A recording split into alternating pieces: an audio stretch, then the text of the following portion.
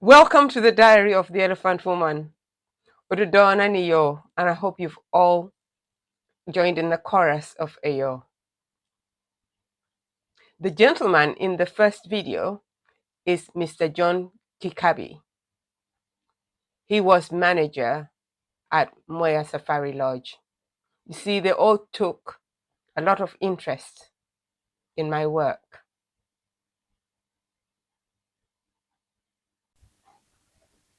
When my parents told me stories, they were systematic. That is how grandparents, parents told Ododo folk tales and stories, and that's how they were passed on from generation to generation. My fetal encounter with elephants is real, as told by Mama Irene Atokanabe and my aunt Yayeri. So a bit about the scene and background. My aunt Yayeri was visiting Mama Irene Atokanabe in the United Kingdom.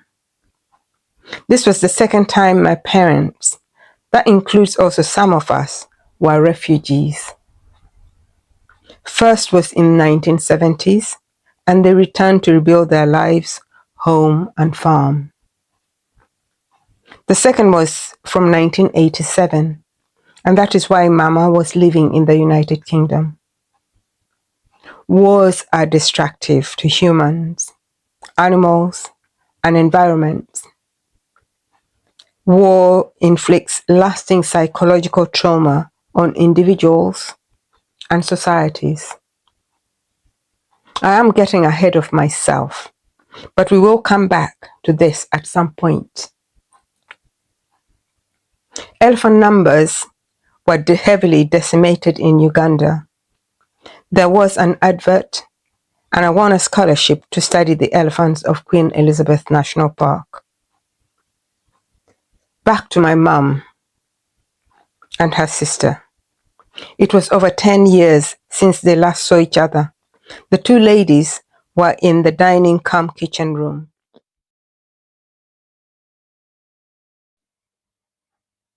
I wonder what your favorite proverb about elephant is.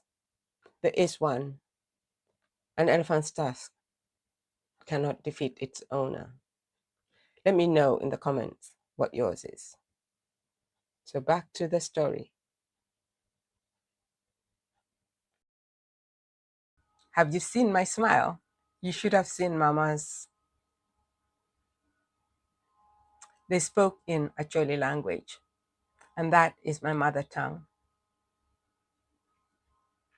In that setting, filled with laughter and recalling of events, the beginning of my relationship with elephants was brought to me and in a conversation that day. My aunt said, "It is true people are born and destined to do certain things." Lawin went to study elephants. My aunt marveled and continued, "Irene, you were pregnant when you saw those elephants. You remember?" My aunt asked. Irene is the adorable name Baba Julio Peter Bear used to call Mama. Mama said, "Oh yes, there was Abe, his brother Noah Kilara, you and I." Mama gestured with her hands as if counting, and then continued. "We were traveling from Kampala to Gulu via Masindi and through Murchison Falls National Park. It was a beautiful day and a beautiful morning. We entered the park, and few miles after the turn at the escarpment, we came across a herd of elephants.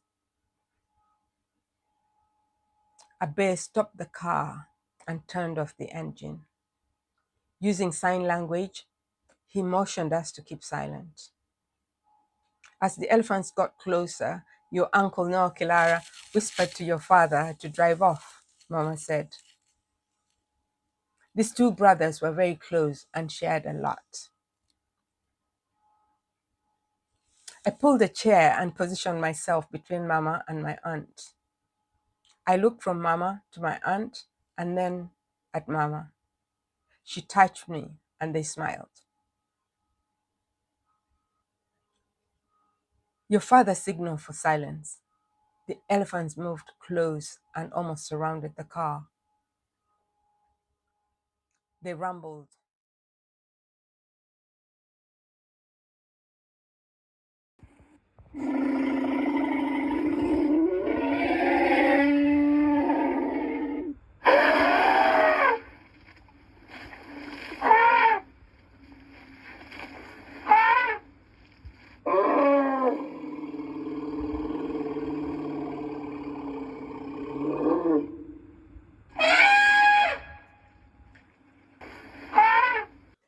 They rumbled, trumpeted, and there was near pandemonium. They stopped, as if on cue, and looked at the car. Suddenly, they turned and ran with their tails up and disappeared in the bush. Mama said. Your father waited. However, an old-looking female returned. She walked slowly, stopped in front of the car, and swayed her left limb back and forth. She raised her trunk, trumpeted, and fled after the rest.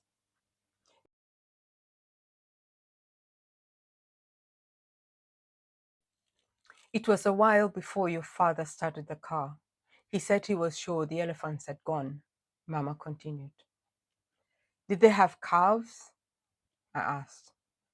They were silent, and then Mama said, I think there were, but hidden by the bigger elephants. However, I noticed when they turned and ran off. Were you not scared? I asked. Mama and my aunt looked at each other. Ah, no, we were with your father, who knows about animals, my aunt said. However, as we drove, your uncle Noah Clara said he thought the elephants would crash the car. Your father looked at him and drove on.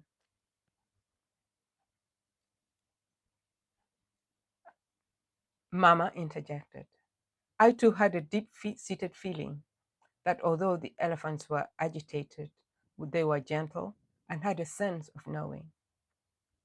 As they spoke, I wondered how the elephants made a first contact rumble and trumpeting with the fetus that Mama had carried. It is said that from about 16 weeks, babies can hear their mom's voice, and by about 20 weeks, they start to get to know other familiar voices too. There are lots of articles on this.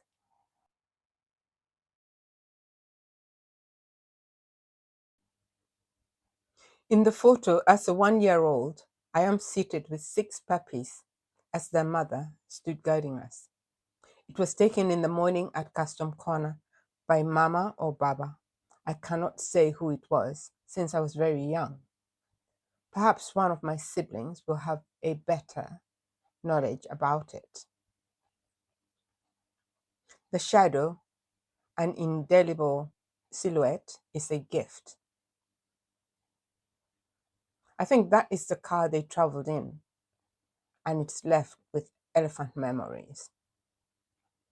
Perhaps that reinforces that my destiny was determined by the event which occurred while I was in the womb. However, I continue to argue that it is both nature and nurture.